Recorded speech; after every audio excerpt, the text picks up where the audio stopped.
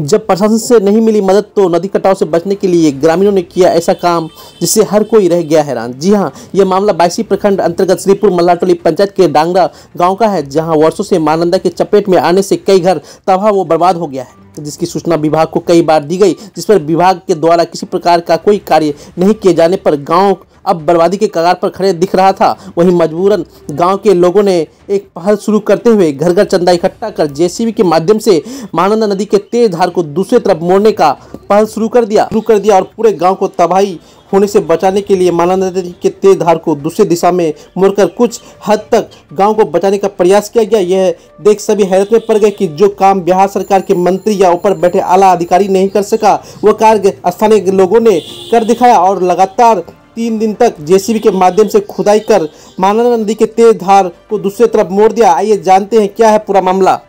सरकार नहीं दे रहा है, सब जगह सब अधिकारी को सूचना दिया गया, डीएम को भी दिया गया, लेकिन कोई काम नहीं हुआ। अपने चंदा करके नदी के चीर रहे हैं।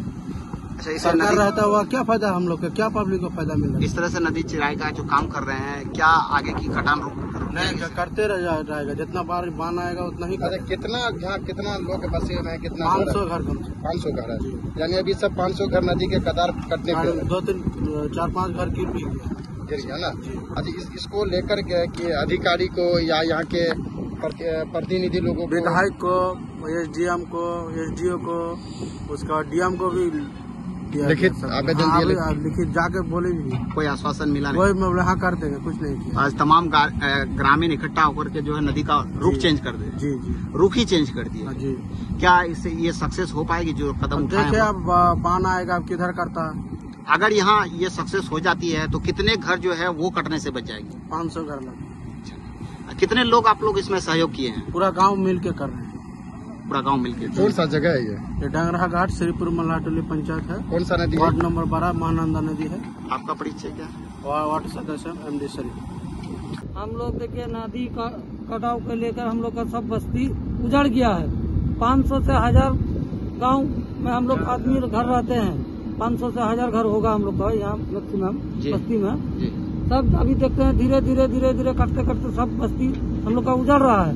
इसी का कारण से हम लोग सब प्रशासन वाला को भी बोले हैं, आपका हम लोग का विधायक साहब को भी सबको बोले हैं। नहीं सुनने का वजह हम लोग अपने गांव से सब आदमी मिलकर चंदा इकट्ठा करके अभी हम लोग नदी को चीर रहे हैं। अब समय रहते हुए अगर हम लोग का अगर कुछ करके दे तो हम लोग अच्छी बात है, गाँव बच सकता है। तो कहीं ना कहीं आप लोग गांव को बचाने के लिए जो काम कर रहे हैं जी, ये गांव बचाने के लिए हम लोग ऐसा कर रहे हैं। कटान रुक जाए, आगे कटाव रुक जाना चाहिए। वसीम जी, एक चीज बताइए कि अगर इस नदी को अगर रूट चेंज कर रहा है या चीर रहा है तो क्या लगता है कि इस नदी चीरने से क्या गांव बच सकता है? अब बचना नहीं बचना अलग बात, अभी कोशिश करके हम लोग देख रहे हैं। उम्मीद है, नदी को उम्मीद कर रहे हैं। जब नदी पूरा उम्मीद लेके बैठे हुए कि हो सके तो अगर हो सके तो ये रास्ता निकालने से अगर हो सके उधर छोड़ दिया, उधर नहीं काटने से। कौन सा जगह हुआ ये डांगरा घाट, श्रीपुर डांगरा घाट, वार्ड नंबर 12। नदी कौन सा हुआ?